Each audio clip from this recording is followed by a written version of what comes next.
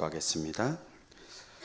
회개하라 천국이 가까웠느니라 말씀하시며 하나님의 귀한 사명을 시작하신 예수님, 이 시간 하나님의 나라가 이 땅 가운데 임하여지길 소망합니다.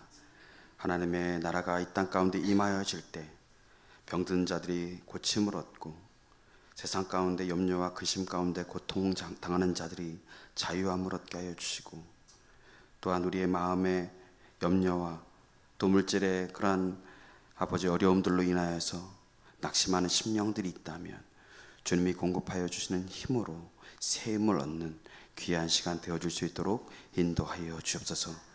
오직 하나님의 은혜와 그 사랑이 이 시간 우리의 예배 가운데 충만히 임하여 줄 수 있도록 역사하여 주옵소서. 감사드리옵고 예수 그리스도의 이름으로 기도드렸습니다. 아멘. 우리가 지난주에 예수님의 부활에 대해서 함께 살펴봤고, 특별히 부활 신앙이 주는 의미에 대해서 함께 하나님의 말씀을 들었습니다. 그러면 이제 예수님의 부활하셨음을 우리가 보았고, 또 예수님의 부활 신앙을 가졌다면 과연 우리는 어떻게 이제 살아야 할까? 부활 신앙을 믿었으니까 이제 끝일까요? 아닙니다. 부활의 기쁨을 지속해야 하고 또 그 부활의 기쁨을 증거해야 합니다. 그래서 오늘 그 방법에 대해서 또 우리가 함께 살펴보길 원하고요. 우리가 예수님을 믿고 구원을 받았지만 왜 우리는 여전히 세상 가운데 근심할 수밖에 없고 낙심할 수밖에 없을까? 왜 우리의 삶 가운데는 여전히 걱정과 염려 가운데 헤어나올 수 없을까? 그런 원인이 과연 어디에서 비롯되는 것일까? 그것들을 우리가 함께 살펴보고자 합니다. 예수님께서 십자가에서 돌아가시고 부활하시고 승천하셨습니다.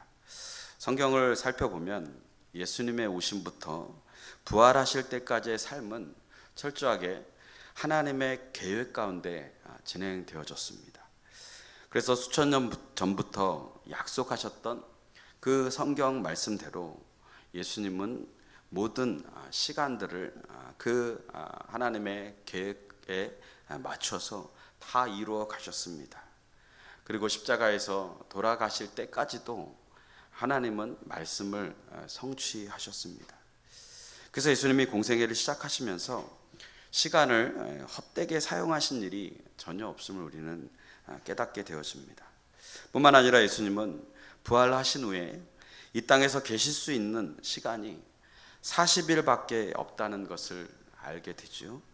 그리고 40일 후에는 이 땅에서 이제 승천하셔서 하나님의 본연의 자리로 돌아가셔야 함을 예수님은 스스로 알고 계셨습니다. 이 말은 예수님이 이 땅에 계실 수 있는 시간이 40일밖에 없다라는 것을 의미하는 것이죠. 우리의 인생 가운데 만약에 이 땅에서의 삶이 앞으로 40일밖에 없다라고 생각한다면 여러분은 무엇을 하고 지내시겠습니까? 어떤 사람은 그 40일밖에 없는 그 시한부 인생 앞에 낙심하고 좌절하고 오히려 더 그 자리에서 일어날 수 없을 만한 고통을 누리며 살아갈 것이고, 또 어떤 사람은 사랑하는 사람과 마지막 시간을 의미 있게 보내고 싶어 할 것입니다. 또 정말 내가 가보고 싶은 곳, 내가 정말 먹고 싶은 거 다 먹고 싶다라고 여길 수도 있습니다. 내가 사고 싶은 것을 한번 다 사보겠노라 라고 이야기할 수도 있습니다. 아마 이제껏 한 맺혀서 하지 못했던 것들을 다 해보고 싶은 마음이 아마 시한부 인생을 살아가는 사람들의 마음 가운데 있지 않을까 생각이 됩니다. 그런데 예수님은 이제 남아있는 이 40일 동안 제자들에게 꼭 가르쳐주고 가고 싶은 것이 있다라고 오늘 말씀에서 이야기하고 있습니다. 그래서 예수님은 가장 중요한 것 한 가지, 이거 한 가지만을 이제 내가 이 땅을 떠나면서 우리 제자들에게 꼭 가르쳐주고 싶다라고 이야기를 하고 계시는 것입니다. 그 주제가 바로 하나님의 나라입니다. 여러분이 하나님의 나라가 이 땅에 임하여지는 것을 믿습니까? 그리고 이 자리에 하나님의 나라가 임하여지는 것을 믿으시나요? 우리 사도행전 1장 3절 말씀을 함께 다시 읽어보겠습니다. 시작. 그가 고난받으신 후에 또한 그들에게 확실한 많은 증거로 친히 살아계심을 나타내사 40일 동안 그들에게 보이시며 하나님 나라의 일을 말씀하시니라. 40일 동안 하나님이 무엇을 말씀했다고요? 하나님의 나라. 예수님이 다른 거에 관심을 가지신 것이 아니라 하나님의 나라, 그 주제 한 가지만을 말씀하고 계셨다라는 것이죠. 예수님은 부활하셔서 마리아를 만나 주셨습니다. 그리고 베드로를 만나 주셨고 엠마오로 향하는 제자들과 동행하셨습니다. 패배의식에 사로잡혀서 이제 예수님이 안 계신데 우리는 어떻게 살아가야 하나, 그렇게 움츠리고 있는 제자들에게 찾아가셔서 평강을 선포하십니다. 평강이 있으라. 그리고 500여 성도들에게 나타나셔서 주님이 부활하셨음을 친히 나타내 보이셨습니다. 그리고 이제 나에게 남겨진 디데이 40일이 남아있다라고 말씀하십니다. 예수님은 부활하셔서 승천하시기 전까지 이 땅에서 남아있는 동안 어떻게 하면 이 제자들이, 이 땅에 많은 사람들이 하나님의 나라를 경험할 수 있을까? 어떻게 하면 하나님의 나라를 누리며 살아갈 수 있을까? 그것을 강조했습니다. 왜 그럴까요? 부활하신 예수님을 제자들이 만났음에도 불구하고 여전히 그들의 삶은 하나도 바뀌지 않습니다. 어떠한 소망과 어떠한 기대도 없이 그저 자신의 자리에서 웅크리고 있는 거예요. 근데 여러분, 예수님이 공생애를 시작하실 때부터 3년 동안 제자들을 가르치셨는데 그때마다 예수님은 하나님의 나라를 가르치지 않은 적이 없습니다. 예수님께서는 십자가 지시기 전에도 충분히 수많은 가르침과 설교를 통해서 하나님의 나라에 대해서 선포하셨고 말씀하셨습니다.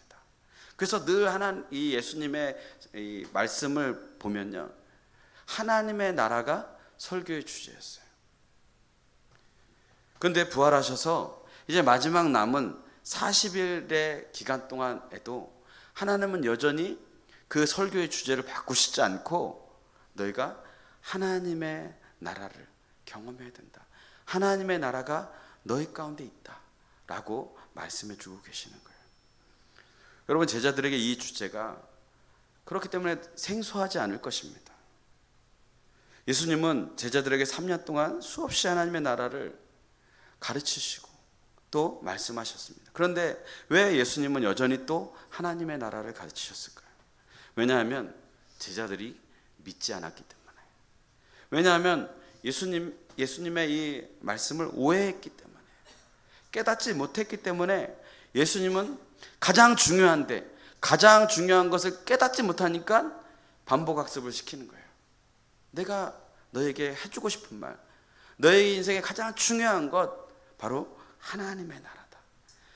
이것이 여러분 제자들만의 문제일까요? 오늘을 살아가는 우리 성도들도 이 제자들과 똑같은 문제를 가지고 있습니다. 아마 여기에서는 제자들보다 더 오랜 동안 예수님을 믿어왔고 경험하신 분들이 있을 것입니다. 그러나 여전히 우리는 하나님의 나라에 대해서 관심을 갖지 않습니다.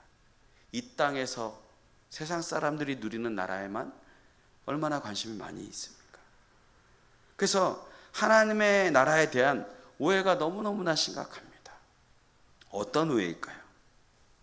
여러분, 하나님의 나라는 어디 있습니까? 하나님의 나라 어디 있어요? 예? 그러면 하나님의 나라 언제 갈 수 있어요? 죽으면 가는 곳인가요? 그래서 하나님 나라 천국을 하늘에 있다라고 생각하고 죽으면 가는 곳이 하나님 나라라고 우리는 너무나 다 그렇게 인지하고 생각하며 살아갑니다. 만약에 그렇다면 천국은 죽어야만 경험할 수 있는 것 아니겠습니까? 근데 여러분, 예수님이 정말 그렇게 말씀하셨을까요? 제자들에게 예수님은 수없이 반복해서 그런 게 아니다. 하나님 나라는 죽어서 갈 수 있는 것이 아니다 라고 말씀하세요. 그러나 제자들이 여전히 깨닫지 못하고 오해합니다. 그래서 예수님이 부활하셔서 너에게 평강이 있을지어다, 이제 낙심의 자리에서, 염려와 근심의 자리에서 일어나라. 하나님 나라가 여기에 임했다. 하나님 나라를 누려라. 그래서 다시 말씀하시는 거예요. 그 다음 도대체 하나님의 나라는 어디 있습니까?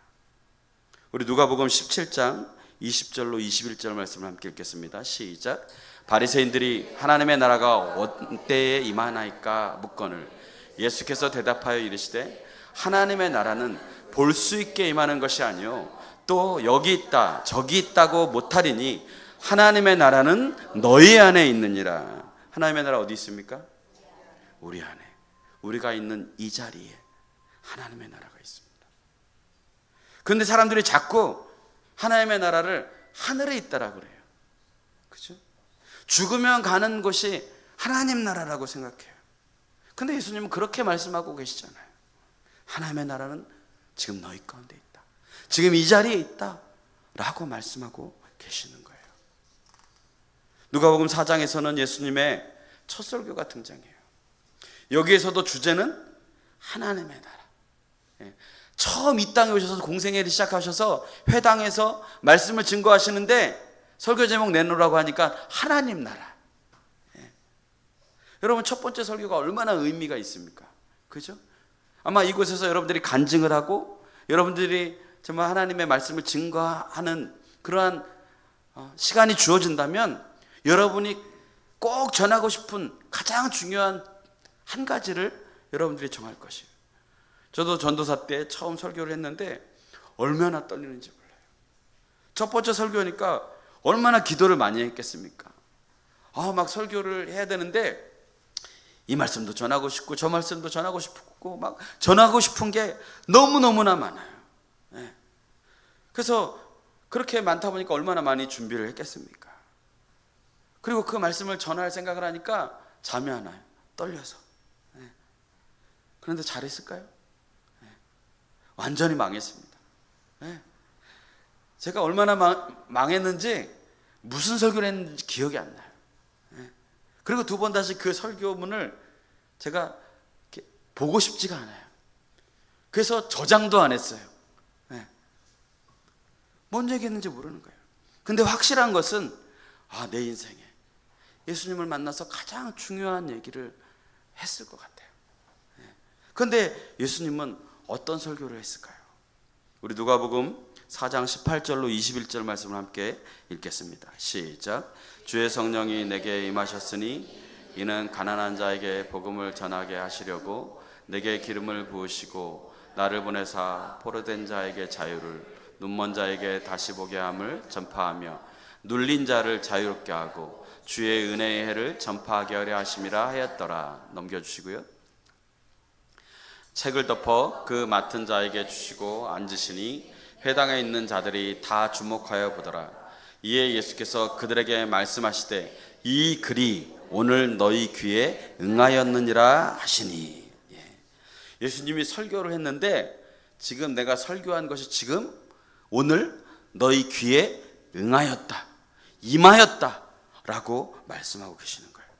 예수님이 말씀하시는데 이 길이 오늘 너희 귀에 응하였다, 이루어졌다 라고 말씀하시는 거예요. 무엇이 응하였습니까? 포로된 자에게 자유롭게 되는, 눈먼 자가 다시 보게 되고 눌린 자가 자유롭게 되는 이 글이, 이것이 너희 귀에 지금 응하였다 라고 말씀하고 계세요. 언제요? 오늘이요. 지금 이 말씀을 듣는, 지금 나와 함께하는 이 자리에 응하였다 라고 말씀하는 겁니다. 죽으면 이런 일이 일어난다라고 하는 것이 아니에요. 오늘 예수님이 있는 이곳에서 응하였다, 이루어졌다. 그런데 사람들이 믿지 않는 겁니다. 제자들도 그렇고 오늘을 살아가는 우리들도 그렇습니다. 여러분, 하나님의 나라는 죽어야만 가는 것이 아니에요.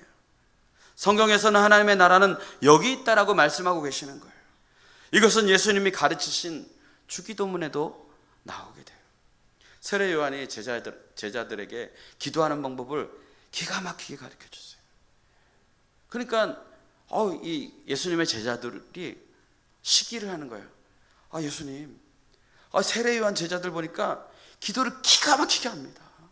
오늘 이명숙 권사님 기도하는 거 보니까 기가 막히게 기도를 해요.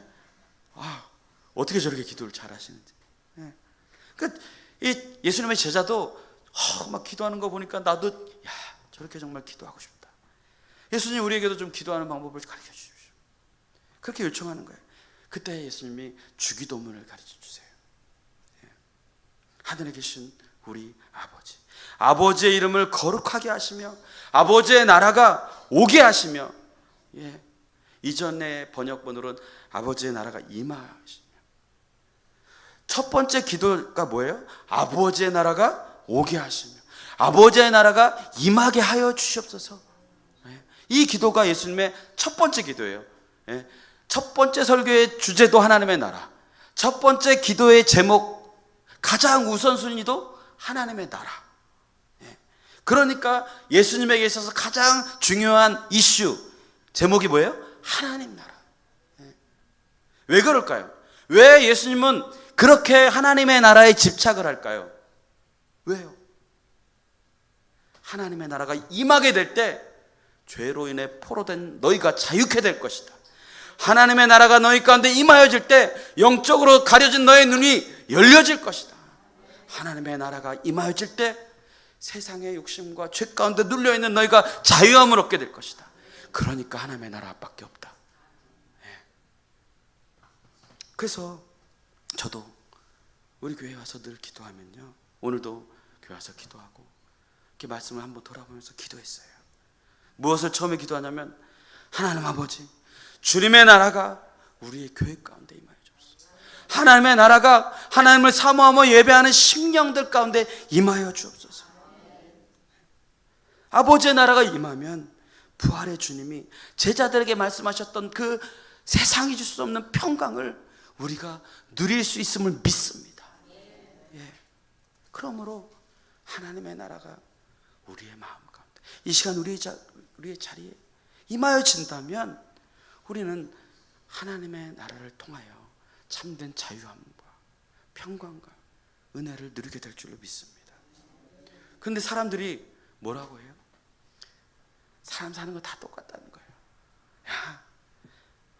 예수를 믿어도 믿지 않아도 죽으면 다 똑같아. 그러면 여러분, 우리가 예수님을 믿어야 할 이유가 뭐가 있겠습니까? 절대로 여러분 그렇지 않습니다. 하나님의 나라가 임하는 순간 우리의 삶은 달라집니다. 우리의 삶은 변화되어지는 것입니다. 그리고 예수님이 말씀하시는 거예요. 하나님의 나라가 임하면 바뀔 수 있다. 변할 수 있다. 너의 기도가 응답될 수 있다. 그것을 예수님이 승천하시기 전에 다시 말씀해 주고 싶은 거예요. 왜요? 부활의 주님이 만나 주셨는데도 좀처럼 소망이 없는 거예요. 좀처럼 아무 삶의 변화가 없는 거예요. 그러니까 다른 거 가릴 필요 없이 내가 처음 설교했고 내가 가르쳐준 그 기도대로 다시 회복시키면 좋겠다. 그래서 하나님의 나라를 다시 가르쳐 주시는 거예요. 그래서 사도행전은 하나님의 나라가 임할 때 어떤 일이 벌어지는가, 그것을 역사를 통해서 우리에게 알려주고 있는 거예요. 그러므로 남자나 여자나 노인이나 어린이나 예루살렘에 살든 이방에 살든 하나님의 나라가 임하고 성령이 임하면 그곳에 참된 변화가 일어나는 것입니다. 사도행전을 여러분 그래서 묵상하면서 보십시오. 하나님의 나라가 임하여지는 곳마다 변화가 일어납니다. 성도는 그것을 사모하는 사람들이에요. 참된 자유를 얻게 되는 것이고, 죽어야만 임하는 것이 아니고 지금 이곳에 하나님의 나라가 임한 것을 믿고 살아가는 자들이 성도입니다. 저희 성결교회의 사중복음의 표제가 뭐예요? 중생, 성결, 신유, 재림. 그 가운데 신유가 있습니다. 신유가 뭐예요? 신유는 병들었을 때 기도함으로 나음을 얻는 것이 신유입니다. 저는 이것을 믿습니다. 저는 오늘날에도 예수님의 보혈의 능력으로 말미암아 기도할 때 병이 나을 것을 믿습니다. 하나님은 우리에게 하나님의 나라가 임하였다라고 말씀하시면서 우리가 변화될 수 있음을 계속해서 이야기하세요. 그렇다고 약을 끊거나 수술을 받지 말라는 거 아닙니다. 하나님은 모든 것을 다 사용하실 수 있어요. 그런데 사람들이 믿지 않습니다. 예수 그리스도께서 처음 설교할 때부터 부활하셔서 40일 동안 계속 강조하고 계신 것을, 하나님의 나라가 여기 있다, 너희 안에 있다, 그러니까 기도해라 라고 말씀하시는데 여전히 그들의 마음 가운데는 움직이지 않는, 마음을 닫아놓고 받아들이지 않는 그러한 모습들이 있었다는 것이죠. 제자들에게 부활하신 예수님이 찾아오셨습니다. 그리고 만나주셨습니다. 그런데도 그들은 반갑기는 하지만 여전히 소망이 없이 패배의식 가운데 주저앉고 있어요. 부활의 주님을 만났는데도. 더군다나 예수님이 승천하시면서 이제 우리는 무엇을 기대하며 살아야 할까? 이제 예수님이 없는데 우리의 인생에 무슨 의미가 있나? 라고 고민했을 것입니다. 주님이 부활하셨는데 그러면 이제 어떻게 살아야 합니까? 아직도 우리는 하나님 앞에 얼마나 힘들다고 많이 호소합니까? 얼마나 우리의 마음 가운데 아직도 세상의 무거운 짐으로 짓눌려서 아직도 세상 가운데 평안을 빼앗기며 살아가고 있는 우리의 모습들이 얼마나 많이 있습니까? 하나님을 믿는데 왜 좀처럼 내 마음에 기쁨이 없는 것일까? 하나님을 믿는데 왜 아직도 내 마음은 세상의 것으로 묶여 있어서 자유하지 못할까? 늘 근심과 걱정이 반복됩니다. 그래서 자꾸 죽은 다음에 천국에서 보상받으면 되지, 지금 내가 사는 인생은 어차피 고된 거야, 어차피 힘든 거야, 이거 그냥 인내하고 그냥 하늘에서 받을 그 상급 바라보면서 지금은 힘들지만 참고 살아야지. 여러분, 그게 하나님의 나라인가요? 우리가 기대하는 하나님의 나라, 우리가 기다리는 하나님의 나라가 그런 것이었나요? 아닙니다. 마태, 마가, 누가, 요한, 그리고 오늘 사도행전에서 예수님은 그게 하나님의 나라가 아니야, 이 땅에서 하나님의 나라를 경험할 수 있어, 그것을 믿어 라고 우리에게 말씀하고 계시는 거예요. 여러분을 향한 하나님의 나라의 이 놀라운 능력은 그래서 우리의 삶 가운데 성취되어지는 거예요. 이 말씀을 여러분 붙드셔야 됩니다. 하나님의 나라를 누리지 못하면 소망이 없어요. 그래서 우리는 그렇게 고백할 수 있어야 합니다. 예수님 맞습니다.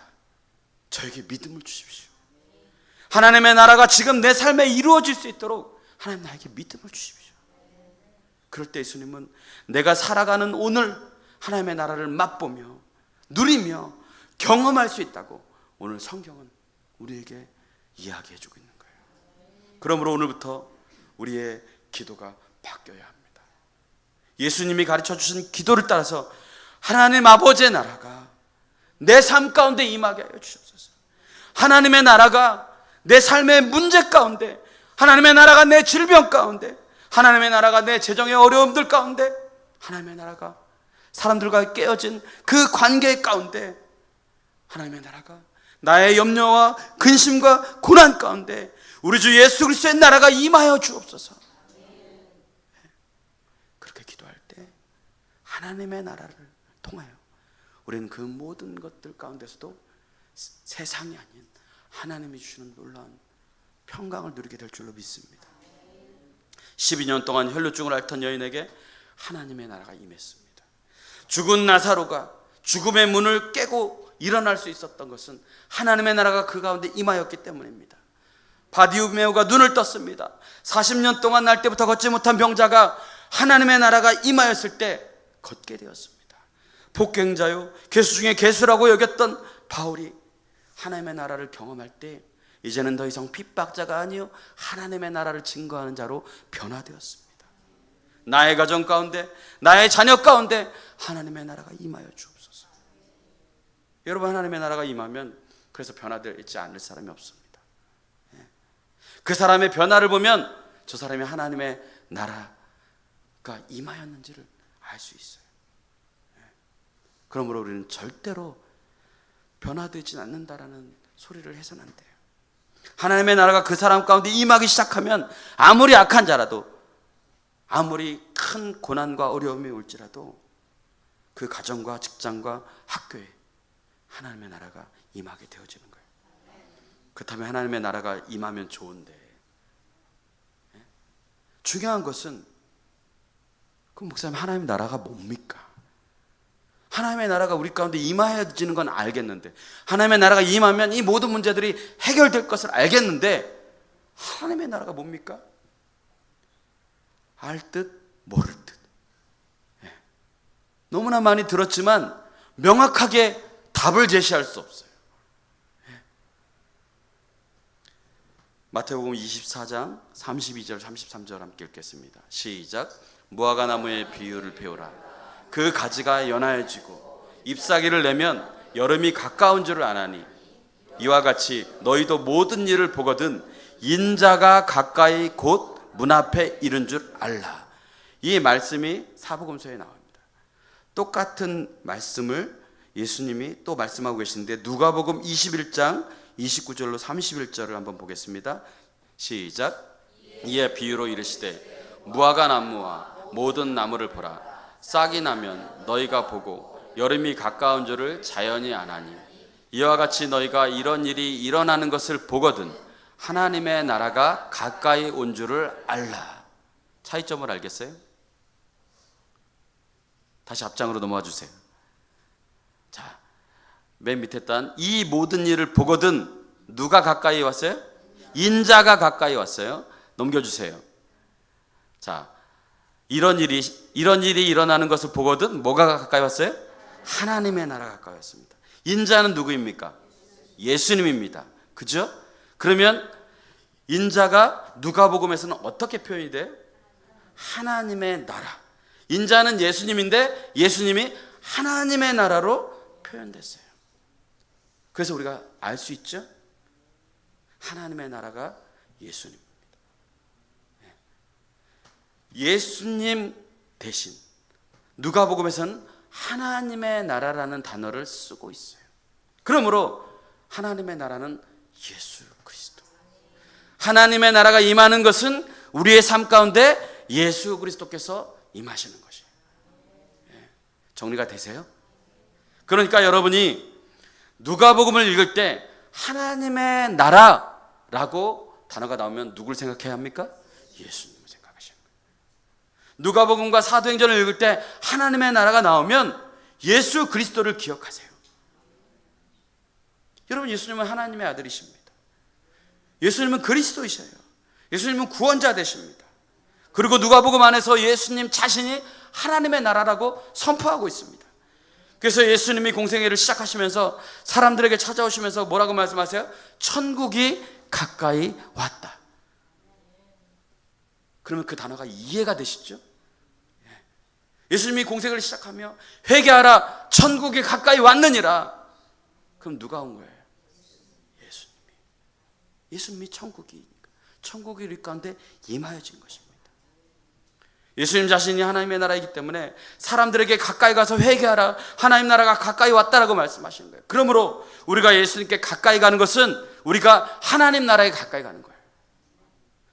예수님을 영접하고 예수님을 믿는 믿음 안에 살아가는 것은 하나님의 나라의 임재 가운데 살아가는 것입니다. 그러므로 예수님이 하나님의 나라임을 잊어서는 안 돼요. 우리는 그래서 하나님의 나라의 백성으로 지금 살아가고 있는 겁니다. 하나님의 다스리심, 하나님의 통치하심, 하나님의 임재하심 가운데 살아가는 우리의 삶은 하나님의 나라가 될 수밖에 없는 거예요. 아직 회개의 기회가 남아 있습니다. 영원한 하나님의 나라, 아직 영원한 하나님의 나라가 임하진 않았어요. 하나님의 나라는 시작되었습니다. 그러나 예수님의 재림과 함께 이제 영원한 하나님의 나라가 다시 우리 가운데 열려질 것입니다. 아직 이 땅에서는 하나님의 나라가 완성되어지지 않았어요. 그러나 예수님이 오심으로 하나님의 나라가 시작되었고, 이제 예수님이 다시 재림하실 때 영원한 하나님의 나라 가운데 우리가 영원히 영생 복락을 누리며 살아가게 될 줄로 믿습니다.